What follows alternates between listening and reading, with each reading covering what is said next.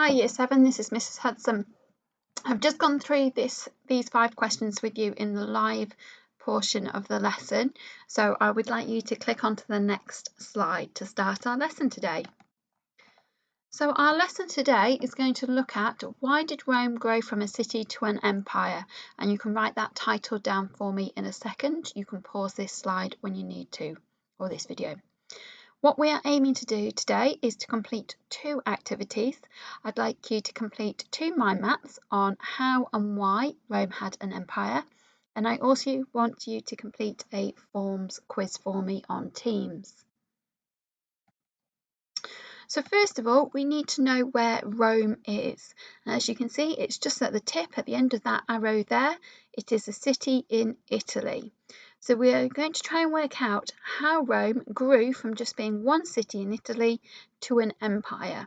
And to do that, we also need to work out what we mean by an empire, something that we will come back to shortly.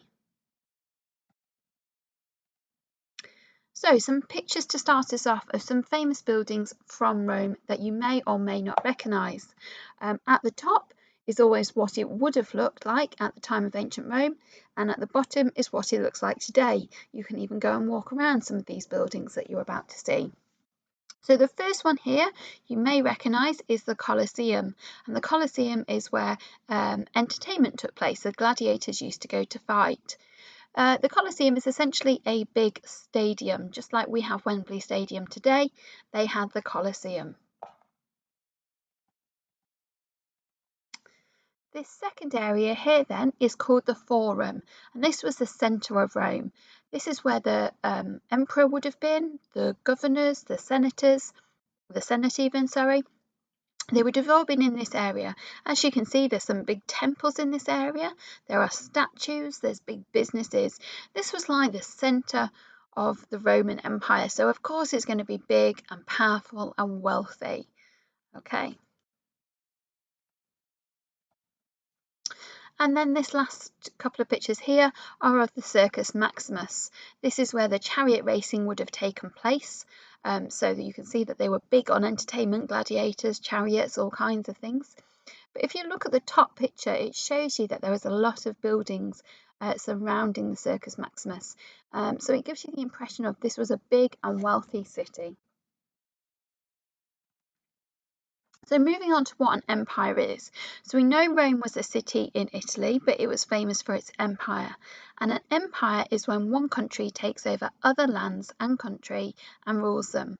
So as we can see from the map below, Rome, that one city, controlled and owned all the parts in red. That included countries such as Spain, France, parts of Germany, England, Wales, Egypt, Syria, Greece. So many countries, so much land, even bits in North Africa. And the term empire is going to be really important to us from year 7 to year 13. It's an idea that we keep coming back to. So at the moment in year 7, we are trying to work out how someone would get an empire and why they'd want one. Whereas in year 8, we will look at the positive and negative impacts empire had on countries around the world. And in year 9, we will look at the contribution the British Empire made and how they especially helped us in World War I and World War II, and then what happens when empires end.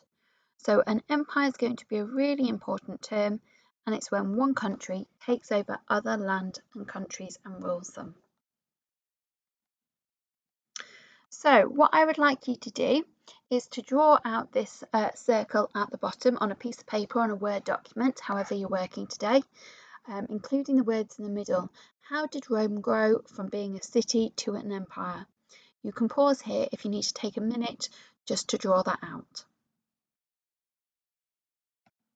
Okay, you can pause on this sheet again in a second. This is where you're going to find the answers to this question. You're probably going to find 1 or 2, possibly 3 answers, but not too many. Okay, so don't expect to be finding like 5 or 10 answers. What I want you to do is find the answers as to how did Rome take over these other countries. I want you to do a second mind map for me. So this time I want you to write down, why did the Romans want an empire? What were they going to get from it? Why would they want to take over another country? It's going to be the same information on the next slide, which you can pause, which you can use to complete this mind map. There might be more answers this time.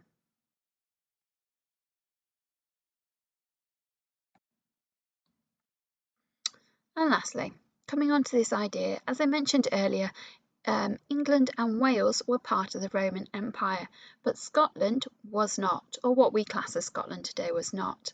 In fact, the Romans had quite a lot of problems with the Scots coming south to try and invade, or to try and force back the line of control.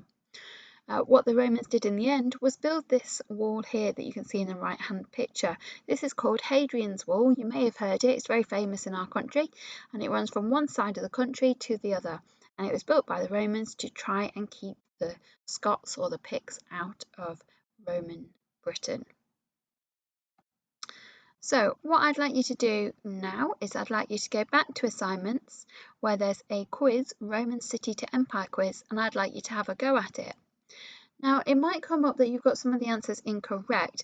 That's if you type the answers, if you spell them incorrectly, or it's just phrased slightly differently to mine. Do not worry about this because I go through all your answers anyway, and I'll be able to check and remark them if I need to. What I will say is if you get common mistakes across the class, what we will do is at the beginning of next lesson, we will revisit them to kind of go over any problem areas. Right, on this page, there are 4 questions. Well, there's 3 questions, but question 1's got 2 parts to it.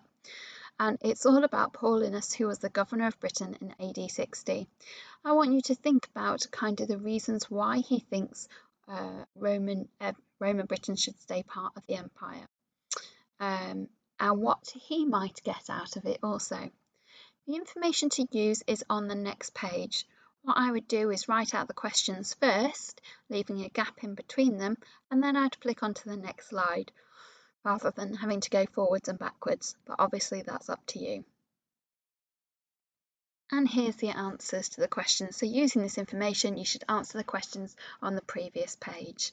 After you've completed this work, you can upload it to Teams for me. Please do not email it to me if you can upload it to Teams. If you're having problems with this, remember that you can message me in the chat box during our lesson.